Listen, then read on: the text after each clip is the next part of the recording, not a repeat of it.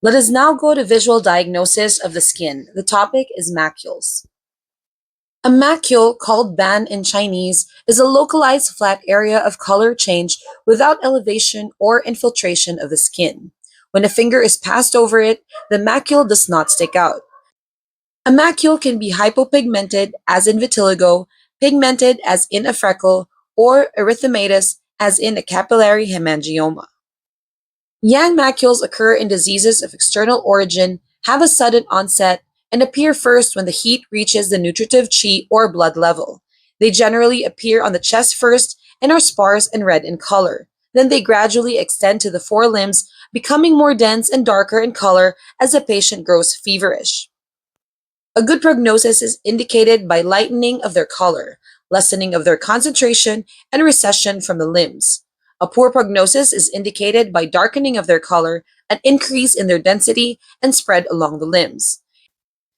Yin macules start gradually and are not associated with an external origin or a febrile disease. They are generally due either to chronic blood heat or to qi deficiency. One should differentiate the shape, density, and color of the macules. The shape of a macule can be loose or tight. A loose macule looks like a wine stain and indicates a good prognosis, whereas a tight macule looks like the tip of a knitting needle and indicates that toxic heat and blood heat are severe and the prognosis is poor. The density of macules is also important. The more dense they are, the more intense is the blood heat. As for the color, one should differentiate the following colors of macules: red, purple, black, or white. Red macules always indicate heat. In the course of a febrile disease, they appear at the nutritive qi or blood level, and they should always be considered a dangerous sign. Meningitis is an example of an acute febrile disease that manifests with macules when it reaches the nutritive qi or blood level. Macules can be differentiated from papules by pressing on them. If the lesions disappear on pressure, they are papules. If not, they are macules.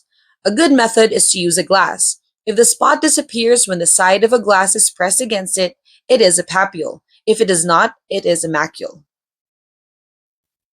In the course of acute febrile diseases, especially in children, it is vital to distinguish papules from macules because the latter indicates the progression of a disease to the blood level, which is always a dangerous sign.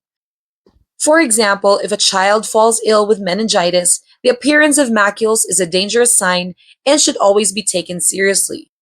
The darker the macules, the more intense the blood heat. Always remember that in the course of an acute febrile disease, especially in children, it is vital to distinguish between the papules and macules. Papules disappear when the side of a glass is pressed against them, and macules do not. Purple macules indicate blood heat with blood stasis, while white macules may indicate qi and blood stagnation, blood deficiency, or kidney deficiency. Thank you so much for your attention.